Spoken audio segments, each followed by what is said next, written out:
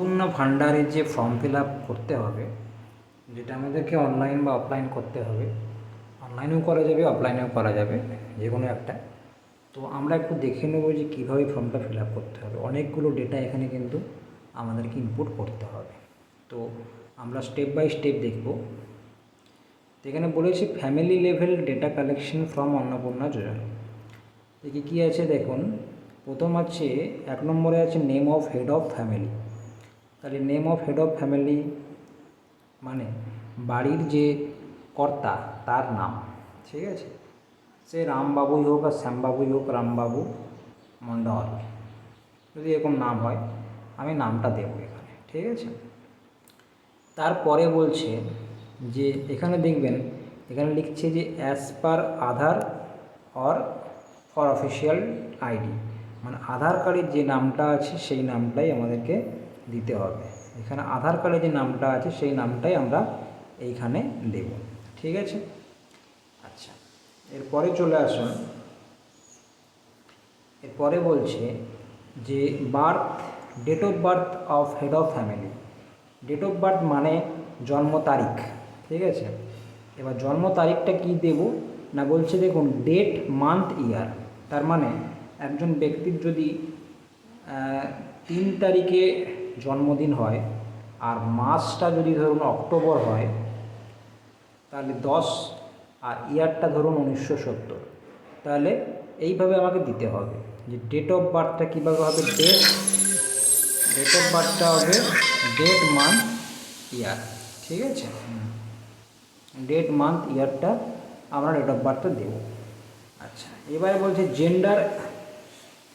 Gender, head of family, সেটা আমরা কি দেব না, ধরুন রামবাবু হচ্ছে আমার পুংলিঙ্গ বা পুরুষ, তাহলে এখানে মেলে আমরা টিক মারবো, ঠিক আছে।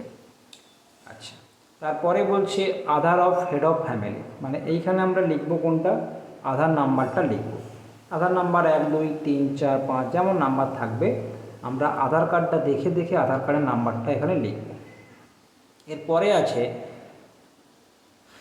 এরপরে আছে house hold ID of digital ration card, অর্থাৎ রেশন কার্ডের যে মেন যে পরিবারের যে কর্তা তার যে রেশন কার্ড আছে, ডিজিটাল রেশন কার্ড, তার যে আইডিটা, সেটা আপনারা কোথায় পাবেন সেটা আমরা দেখে দিচ্ছি। এইখানে পাওয়া যাবে। এইখানে দেখুন এই যে RKSY1, এইখানে একটা আইডি আছে, এই যে 120994 এরকম একটা আইডি থাকবে। এই আইডিটা কিন্তু আমাদেরকে দিতে হবে, ঠিক আছে। তাহলে ওইটা হয়ে গেল আমার রেশন কার্ডের আইডি। আচ্ছা, এবার বলছি নাম্বার অফ ফ্যামিলি মেম্বার্স, অর্থাৎ পরিবারের সদস্য সংখ্যা কত। সদস্য সংখ্যা ধরুন এখানে 5 জন, হতে পারে 5 জন। এবারে লিখতে হবে আমাকে অ্যাড্রেস। অ্যাড্রেস মানে কি না, অ্যাড্রেস মানে হচ্ছে ধরুন অ্যাড্রেসে আমি লিখব যে অ্যাড্রেস মানে আধার কার্ডে যে অ্যাড্রেসটা আমাদের থাকবে সেইটা অ্যাড্রেসটা লিখতে হবে। ধরুন ভিলেজ হচ্ছে XYZ, village XYZ। Post office সেটাও ধরুন ABC, ঠিক আছে। ABC মানে পোস্ট অফিসের নামটা লিখব। PS পুলিশ স্টেশন সেটা আমরা লিখব, সেটা লিখে দিলাম ধরুন CRD, ঠিক আছে। এরকম করে তারপরে লিখব ডিস্ট্রিক্ট, সেটা আমরা লিখব। ডিস্ট্রিক্ট যদি মেদিনীপুর হয়, পশ্চিম মেদিনীপুর, তাহলে লিখবেন পশ্চিম মেদিনীপুর, এরকম করে লিখতে হবে, ঠিক আছে। আচ্ছা, অ্যাড্রেস, তার পাশে আছে দেখুন পার্মানেন্ট অ্যাড্রেস, মানে এটা হচ্ছে পার্মানেন্ট অ্যাড্রেসটাই লিখতে বলছে, মানে যেখানে স্থায়ী বাসিন্দা হলো। এবার আছে কন্ট্যাক্ট নম্বর মানে মোবাইল নাম্বারটা আমরা লিখে দেবো। মোবাইল নাম্বারটা 10 ডিজিটের মোবাইল নাম্বার, সেটা আমরা এখানে লিখে দেবো, ঠিক আছে। এখানে কি বলেছে প্রেফারেবলি আধার লিঙ্ক মোবাইল নাম্বার, মানে আধারের সঙ্গে যে মোবাইল নাম্বারটা লিঙ্ক করা আছে সেই মোবাইল নাম্বারটা আমরা এখানে দেব। এবার আছে নেম। এবার দেখুন বলছে name, date of birth, gender, relation with head of family. নাম, জন্ম তারিখ, gender, relation with head of family, Aadhaar of all family members, মানে পরিবারের সমস্ত সদস্যের আমাকে নাম লিখতে হবে, ডেট অফ বার্থ, জেন্ডার, এই সমস্ত লিখতে হবে। তাহলে এখানে বলছে house of head of the family, head of the family head of the family এখানে লিখছে। হেড অফ দ্য ফ্যামিলি আমরা আগেই জানি, হেড অফ দ্য ফ্যামিলি হচ্ছে রামবাবু মণ্ডল লিখেছি এখানে। তাহলে এখানে আমাদের রামবাবু মণ্ডলটাই লিখব, রামবাবু মণ্ডল, ঠিক আছে।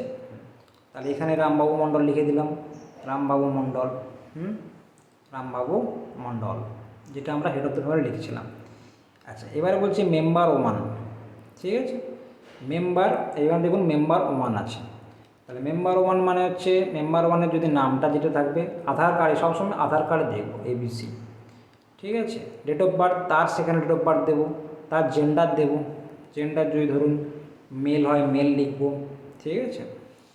আচ্ছা, relation with head of the family, ধরুন যে এই যে ABC, এই যে ABC ধরুন রামবাবুর কে, যদি বউ হয়, তাহলে যদি ছেলে হয় তাহলে আমরা এখানে লিখবো ছেলে, ছেলে কীভাবে লিখবো না সন, ঠিক আছে। আর তার আধার নাম্বার যা থাকবে সেটা লিখতে হবে। এবার বলছে অ্যাপ্লাইং ফর অন্নপূর্ণা যোজনা, ঠিক আছে।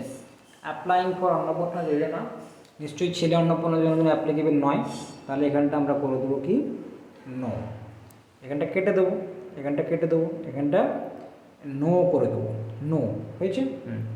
এবার দেখুন 2 নম্বরে, এবার ধরুন রামবাবুর যে বউ মানে ওয়াইফ, তিনি এই মানে অন্নপূর্ণা যোজনার জন্য যোগ্য, তাহলে এখানে তার নামটা আমরা লিখবো, মেম্বার 2-তে লিখবো ধরুন সীতা, ধরুন লিখলাম,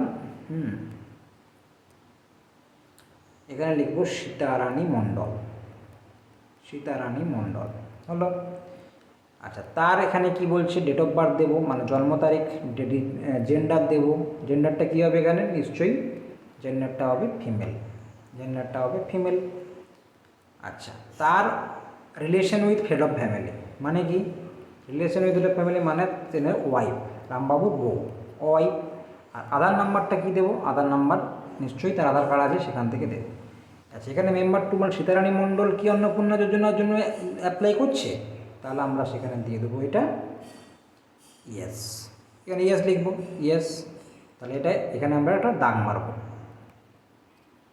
এখানে একটা দাগ মেরে দেবো, ইয়েসে টিক মেরে দেবো, ঠিক আছে। এইরকম করে আমাকে বাড়ির আরও যারা গার্জেন আছে বা আরও যারা মেম্বার আছে সবার আমরা ফিল আপ করবো। মেম্বার 3, 5 জন যদি লিখেছি আমি, তাহলে 5 জনের আমরা ফিল আপ করবো, ঠিক আছে। এইবার চলে আসুন কী আছে এরপর যেটা আছে সেটা 10 নম্বর point, bank account of head of family. Bank account, এটা খুব ইম্পর্টেন্ট, ব্যাঙ্কেই টাকাটা ঢুকবে, তাহলে ব্যাঙ্ক অ্যাকাউন্টটা আমাদের দিতে হবে on head of the family and all other adult family members, মানে সমস্ত যারা প্রাপ্তবয়স্ক তাদের ব্যাঙ্ক অ্যাকাউন্ট নাম্বার দিতে বলছে। আচ্ছা, হেড অফ দ্য ফ্যামিলি মানে রামবাবুর এখানে ব্যাংকের নাম লিখতে হবে, ধরুন এখানে ব্যাংকের নাম হচ্ছে SBI, state bank of India. আচ্ছা, তাই এখানে অ্যাকাউন্ট নাম্বার লিখবো, আচ্ছা এখানে IFSC কোড লিখবো, ঠিক আছে। তারপরে মেম্বার 1-এর ব্যাঙ্ক নাম্বার, মেম্বার 1-এ যে ছেলে দিয়েছিলাম তার সেই ব্যাংকের নামটা দিতে হবে, তারপর তার অ্যাকাউন্ট নাম্বার, তার IFSC। মেম্বার 2 মানে সীতারানী মণ্ডল, সেটা মেন যে অ্যাপ্লাইটা করছে তার ব্যাংকের নাম, অ্যাকাউন্ট নাম্বার, IFSC দিতে হবে। এরকম করে যতজন আছে তাদেরকে কিন্তু সবার ব্যাংকের নাম, IFSC, অ্যাকাউন্ট নাম্বার এগুলো দিতে হবে, ঠিক আছে। এবং মনে রাখতে হবে আধার লিঙ্কটা কিন্তু যেন ব্যাঙ্ক অ্যাকাউন্টের সঙ্গে লিঙ্ক করা থাকে, ঠিক আছে। এবার 11 নম্বর পয়েন্টে দেখুন এপিক নাম্বার মানে হচ্ছে ভোটার কার্ডের নাম্বার। তাহলে ভোটার কার্ডে দেখবেন ভোটার কার্ডের নাম্বার থাকে, সেই নাম্বারটা এখানে দিতে হবে। Head of the family epic number মানে রামবাবুর বাড়ি, যে বাড়ির কর্তা তার তার হচ্ছে আপনার ভোটার কার্ড নাম্বারটা। অ্যাকাউন্ট পার্ট নাম্বার দেখবেন ভোটার কার্ডে থাকে, সেটা দিতে হবে। মেম্বার 1, মেম্বার 2 যতজন মেম্বার নাম দিবেন ততজনের এখানে epic number, account number, part number দিতে হবে। অ্যাসেম্বলি মানে অ্যাকাউন্ট নাম্বার নয়, sorry, assembly constitution number. Category যদি জেনারেল হয় জেনারেল লিখতে হবে, UR হলে UR, SC হলে SC, EWS হলে EWS, এগুলো লিখতে হবে। তারপর বলছে রেশন কার্ড, ফুড সাবসিডি, এগুলো, ঠিক আছে। এইটা নিয়ে আমরা পরবর্তী ভিডিওতে আলোচনা করব, ঠিক আছে।